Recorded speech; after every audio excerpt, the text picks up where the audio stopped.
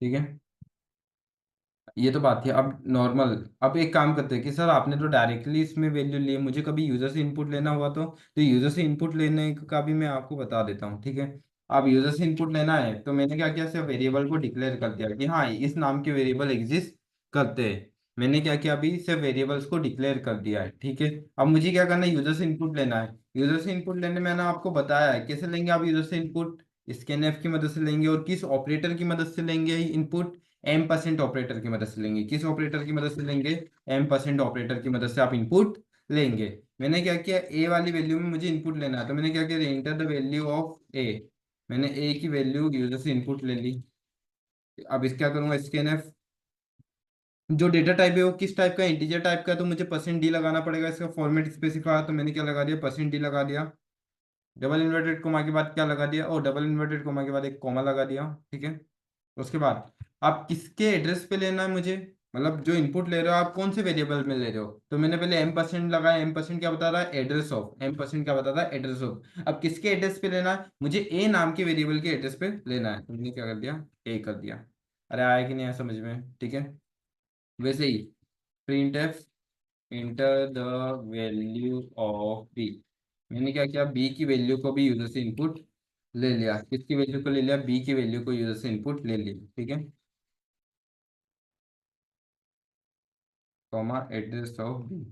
ठीक है, अब अब चला के देखते हैं इसको। तो ये देख सकते हैं आप, आंसर आउटपुट क्या आ रहा है, 5 आ रहा है। आउटपुट क्या आ रहा है, 5 आ रहा है।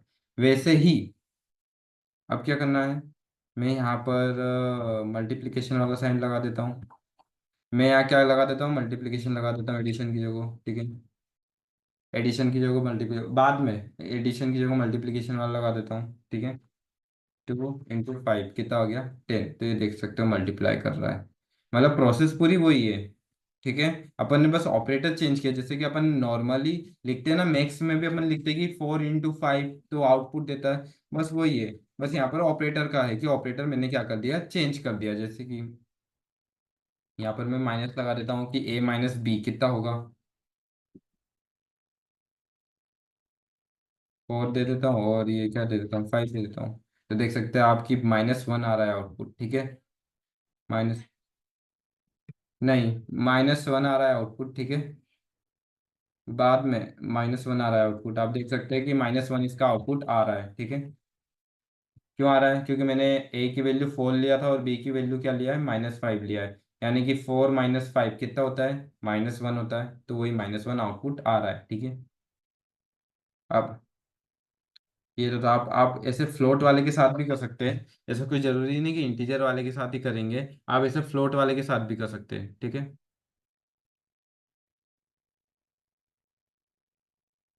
जैसे कि मैंने यहाँ ले लिया %f, और यहाँ %f ले लिया। बस इसका क्या कर दिया, मैंने फॉर्मेट स्पेसिफायर चेंज किया है, बाकी सब कुछ तो वही है। यहाँ पर भी %f कर दिया। ठीक है, तो ये देख सकते हैं आप। तो इसी से आपका एक होमवर्क भी देख सकते हैं कि आउटपुट भी माइनस में दे रहा है, ऐसा नहीं है कि ये आपको प्लस में आउटपुट देगा। ठीक है, आउटपुट किस में दे रहा है, माइनस में दे रहा है। इसका मतलब क्या हुआ कि आप ऐसे समझ सकते हैं कि इन रियल वर्ल्ड, मतलब रियल वर्ल्ड की तरह ही ये काम कर रहा है। एक एक्चुअल जो लाइफ होती है, दुनिया होती है, उसमें अपन जो एडिशन मल्टीप्लिकेशन का जो प्रोग्राम बनाते हैं वो इसी के तरीके से अपन बनाते हैं, और आउटपुट भी बिल्कुल यही आता है। जबकि आपका जो कंपाइलर है वो एकदम एग्जैक्ट आउटपुट आपको प्रोवाइड करता है। ठीक है, आया कि नहीं ऐसा, मुझे प्राची सोनल आ गया।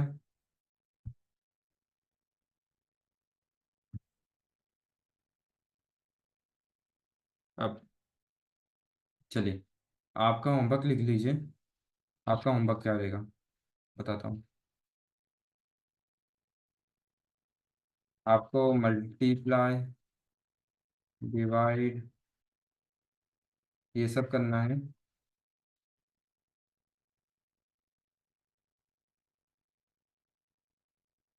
और सारे डेटा टाइप्स का यूज़ करके, जैसे इंटीजर हो गया, फ्लोट हो गया, और डबल कर लेंगे। इसकी तो उम्मीद कर ही सकता हूँ, मतलब अभी तक आप इतना सीख गए होंगे कि खुद से प्रोग्राम बना लोगे। जल्दी बताओ। ये सारे प्रोग्राम आप खुद से बना लोगे? दंशिका, 11 बजे का टाइम है। ठीक, सभी बना लोगे ना?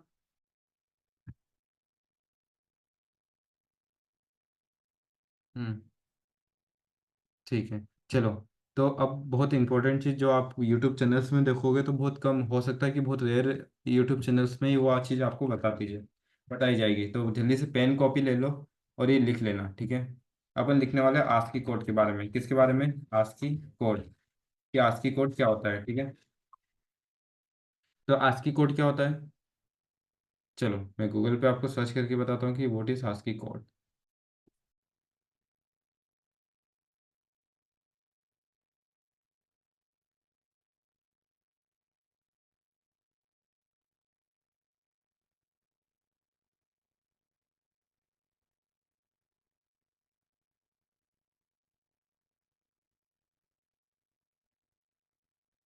आस्की कोड का फुल फॉर्म ही देखना है अपन को, और कुछ नहीं देखना, बाकी तो ठीक है।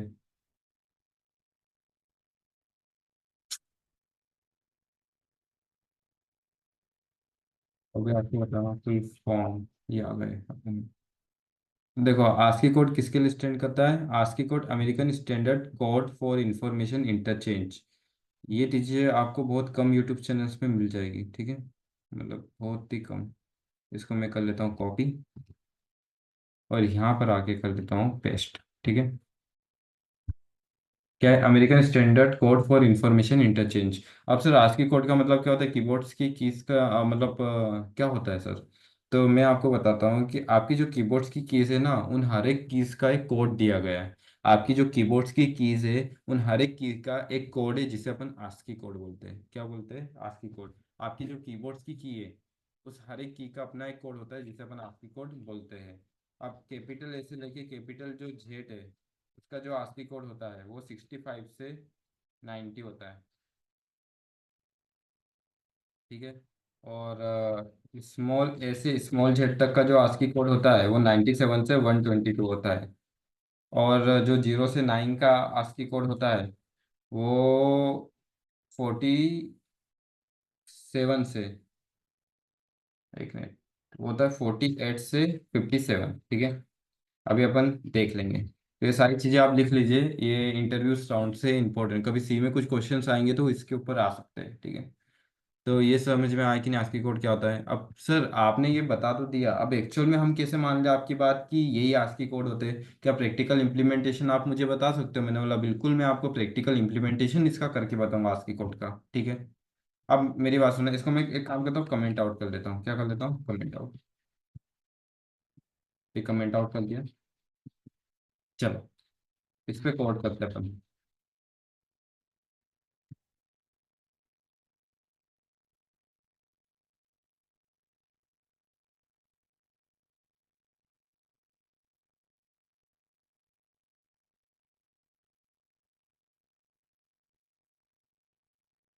अब चलो, क्वेश्चन लिखते हैं।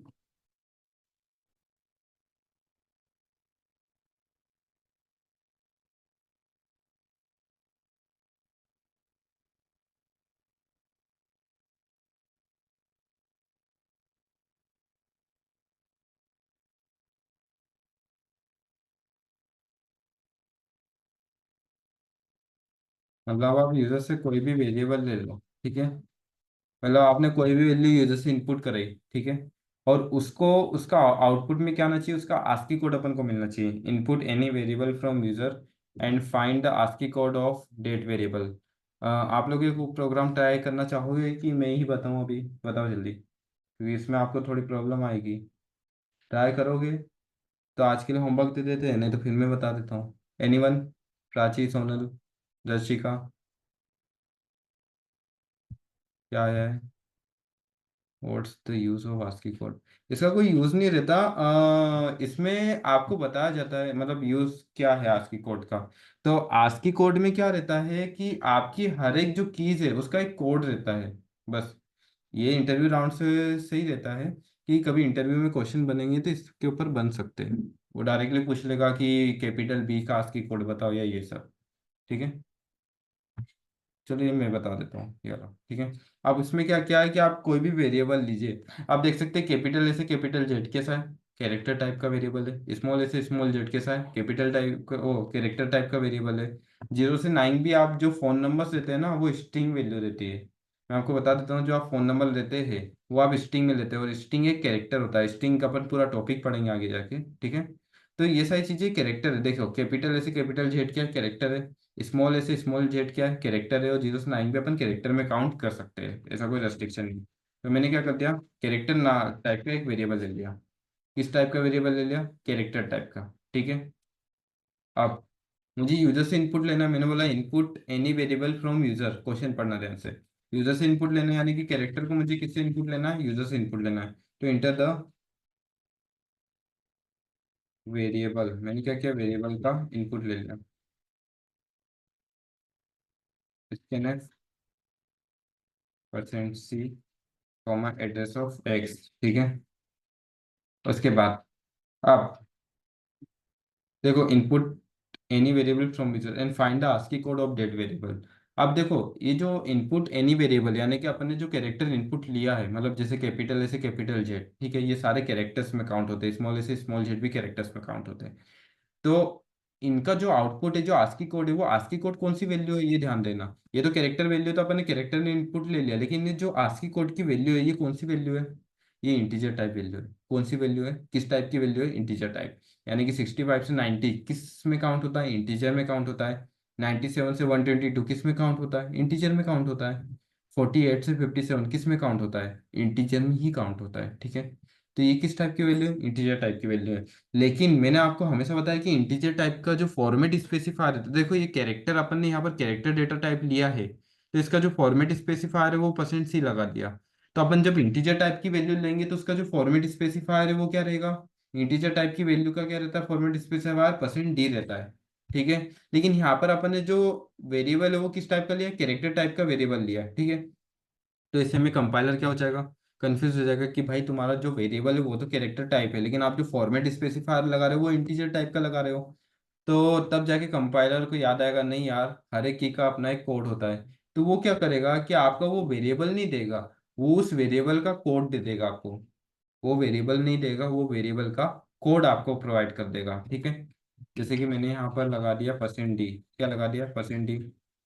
मैंने यहाँ लिख देता हूँ आस्की कोड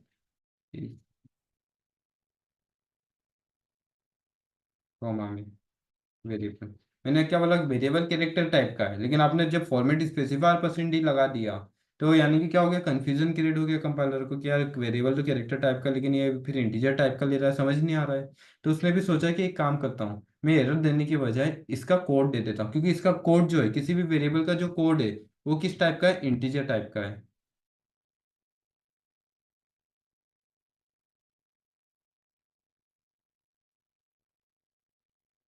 नहीं, ये एक प्रोग्राम है, आपको एक प्रैक्टिकल इम्प्लीमेंटेशन करके बता रहा हूँ किसका, तो ये हमें कोड यूज क्यों करना है जब हम डायरेक्टली वेरिएबल को लिख सकते हैं। हाँ अपन आगे जाके डायरेक्टली वेरिएबल को ही लिखेंगे, बट ये आप लोगों के लिए ही है कि मैं आपको हर एक चीज का प्रैक्टिकल बताना चाहता हूँ कि आस्की कोड क्या होता है, हर एक चीज, क्योंकि ये टॉपिक्स कोई कोई कोचिंग में, ऑफलाइन कोचिंग में भी जाओगे तो कोई कोचिंग पढ़ाती नहीं है वैसे आस्की कोड, ठीक है। लेकिन एक टॉपिक है तो मैं आपको बता रहा हूँ, ठीक है। आप मेरी बात सुनना, जो आपका इनपुट है वो किस में, कैरेक्टर में। तो ये मैंने कैरेक्टर में इनपुट ले लिया, लेकिन आउटपुट किस में आ रहा है, इंटीजर में। तो मैंने यहाँ पर क्या कर दिया, फॉर्मेट स्पेसिफायर चेंज कर दिया। तो कंपाइलर क्या करेगा, आपका जो कैरेक्टर है, कैरेक्टर तो उससे नहीं मिलेगा क्योंकि % से अपन ने लगाया नहीं, तो %d लगाया, तो %d लगाया, इसका मतलब क्या हो जाएगा कि वो जो आउटपुट है वो किस में दे देगा, इंटीजर में दे देगा। यानी कि वो उस कैरेक्टर का आपको कोड दे देगा, क्या दे देगा, उस कैरेक्टर का आपको कोड प्रोवाइड कर देगा। चला के देखें। मैं एक काम करता हूँ, कैपिटल ले लेता हूँ, ठीक है। 65 देख सकते हैं, कैपिटल ए का क्या आ गया, 65 आ गया। इसको ट्राई रन करते हैं, मैंने यहाँ से कैरेक्टर लिया होगा, कैपिटल ए, ठीक है। कंपाइलर यहाँ कन्फ्यूज और % ही लगा के रखा है, तो ये क्या कर देगा, उस कैरेक्टर का आपको कोड प्रोवाइड कर देगा जो कि 65 है। अब स्मॉल ए लेके देखता हूँ,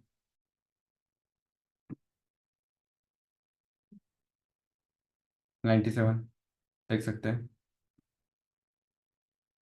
और जीरो लेके देख लेता हूँ लास्ट। 48 के समथिंग कुछ आना चाहिए, 48। हम्म। तो आई होप आपको आस्की कोड क्लियर हो गया होगा, लेकिन हुआ कि नहीं एक बार मुझे कमेंट में बता दीजिए। जल्दी बताइए, क्योंकि आप लोगों की कभी किसी ने सी नहीं पढ़ा तो उसके लिए नई चीज़ है, थोड़ा कॉम्प्लिकेटेड लगा होगा। बताइए जल्दी, समझ में आया कि नहीं? इधर कौन कौन है? दंशिका, समझ में आया? प्राची, सोनल, आगे समझ में आस्की कोड? प्राची, चलो एक और क्वेश्चन लिख लेते हैं। और ये आप लोग लिख लीजिए, स्क्रीनशॉट ले लीजिए या फिर कुछ भी कर लीजिए। स्क्रीनशॉट ले लीजिए इसका। ठीक है, ले लिया स्क्रीनशॉट। अब एक और क्वेश्चन लिखिए। एक और क्वेश्चन मैं आपको करवा देता हूँ। इनपुट,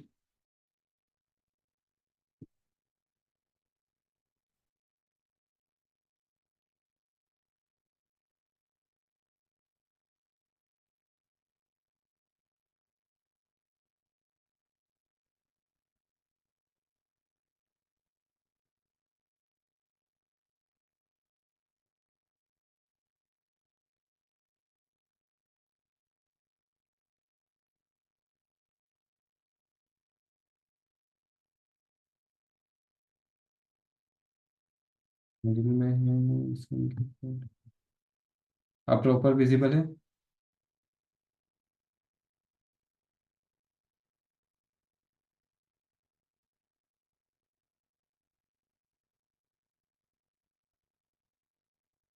रुक जाओ, करते हैं।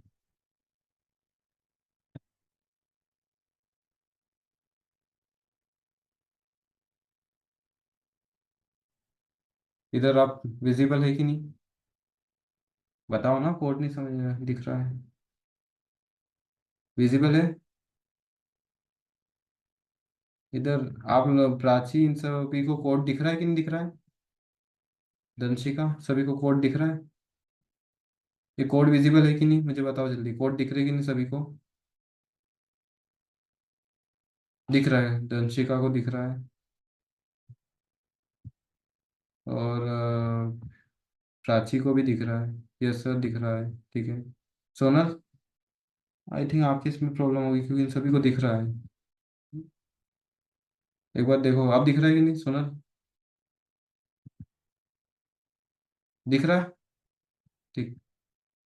चलो, input ASCII code from user and find the variable of this ASCII code. ठीक है, मैंने क्या बोला, अब आपको क्या करना है, एक आस्की कोड लेना है यूजर से। और कोई उस आस्की कोड का आपको नंबर चाहिए, उस आस्की कोड का आपको क्या चाहिए, सॉरी, उस आस्की कोड का आपको वेरिएबल चाहिए कि ये किस वेरिएबल का आस्की कोड है। ये किस वेरिएबल का आस्की कोड है, यानी कि क्या करना है, आपको आस्की कोड लेना है यूजर से। अब कहानी उल्टी हो गई। कहानी उल्टी कैसे हो गई? इस बार आप आस्की कोड यूजर से इनपुट में ले रहे हो, और उस आस्की कोड का आपको वेरिएबल प्रिंट कराना है। क्वेश्चन समझ में आया? ठीक है। आपने क्या किया, यूजर से आस्की कोड लिया, और उस आस्की कोड का आपने वेरिएबल प्रिंट करा दिया। तो अब समझना, अब कहानी समझना है ना, ध्यान से समझना। आस्की कोड किस फॉर्मेट में? आस्की कोड है इंटीजर टाइप की वैल्यू। आस्की कोड कौन सी वैल्यू है? इंटीजर टाइप की वैल्यू है। अरे हाँ कि ना? आस्की कोड कौन सी वैल्यू है? इंटीजर टाइप की वैल्यू है। जल्दी बताओ। आस्की कोड कौन सी वैल्यू? इंटीजर टाइप की वैल्यू है। लेकिन आपको जो आउटपुट चाहिए वो किस में चाहिए? आपको आउटपुट चाहिए कैरेक्टर में। इसका मतलब अब क्या हो जाएगा, कहानी उल्टी हो जाएगी। आस्की कोड इंटीजर में, यानी कि आप इनपुट कौन सा लोगे? इंटीजर वैल्यू लोगे इनपुट में, ठीक है। तो इंटीजर वैल्यू आप ले रहे हो इनपुट में, ठीक है। लेकिन जब आपको आउटपुट चाहिए तो आउटपुट किस में चाहिए? कैरेक्टर में चाहिए। आउटपुट किस में चाहिए? कैरेक्टर में। तो मैं क्या करूंगा, फॉर्मेट स्पेसिफायर में इस बार परसेंट डी की जगह क्या कर दूंगा, परसेंट सी कर दूंगा। परसेंट डी की जगह क्या कर दूंगा, परसेंट सी, क्योंकि कैरेक्टर का जो फॉर्मेट स्पेसिफायर है वो क्या है, परसेंट सी है। इस बार कंपाइलर को क्या मिल रहा है, इंटीजर इनपुट मिल रहा है, लेकिन वो सोच रहा है कि यार इसको आउटपुट तो अपन को कैरेक्टर में देना है। तो एक काम करता हूँ, मैं इसका आस्की कोड आउटपुट में दे देता हूँ। क्या दे देता हूँ? आस्की कोड दे देता हूँ। ठीक है।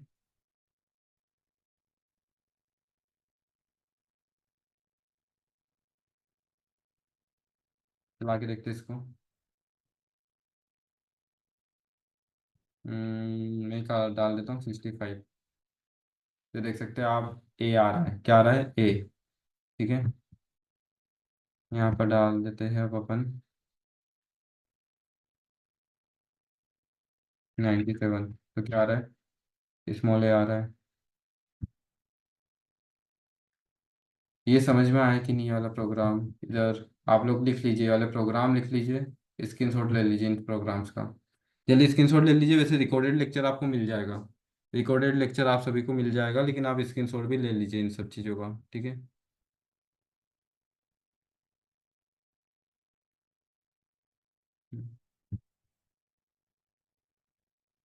आप स्क्रीनशॉट ले लीजिए इन सब चीज़ों का। ले लिया? और समझ में आया कि नहीं, जल्दी बताओ। तो फिर आगे पढ़ा है, आगे समझ में सभी को। तंसिका प्राची सोनल, समझ में आया कि नहीं? ठीक है। और कोड तो विजिबल है ना इस बार सभी को? प्राची को भी आ गया, ठीक है। चलो, अब अपन बात कर लेते हैं कुछ रूल्स की, वेरिएबल्स के, कि सर आपने वेरिएबल्स तो हमें बता दिया कि क्या होता है, डेटा स्टोरेज के काम में आता है। बट इनके रूल्स भी होते हैं ना। वेरिएबल को आपने डिक्लेयर तो कर दिया, लेकिन कैसे डिक्लेयर करना है मैं आपको और बता देता हूँ, ठीक है। ये रूल्स आप लिखते जाइए, मैं बोलते जाता हूँ, ठीक है, कि वेरिएबल्स के रूल्स क्या होते हैं,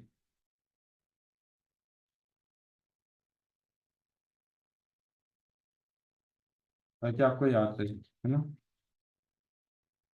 अब देखना, मैंने इंटीजर, आप कभी भी इंटीजर टाइप की वैल्यू वेरिएबल के नाम के पहले नहीं ले सकते। फॉर एग्जांपल मैंने A1 इक्वल टू में 4 कर दिया, यानी कि आप क्या कर रहे हैं, एक इंटीजर टाइप की वैल्यू वेरिएबल के नाम के पहले ले रहे हैं। भले ही आपने डेटा टाइप इंटीजर लिया है, ठीक है, लेकिन आप वेरिएबल के नाम के पहले कोई भी इंटीजर टाइप की वैल्यू नहीं ले सकते। आप वेरिएबल के नाम के पहले कोई भी इंटीजर टाइप की वैल्यू नहीं ले सकते। इससे क्या होगा, चलो चला के देखते हैं।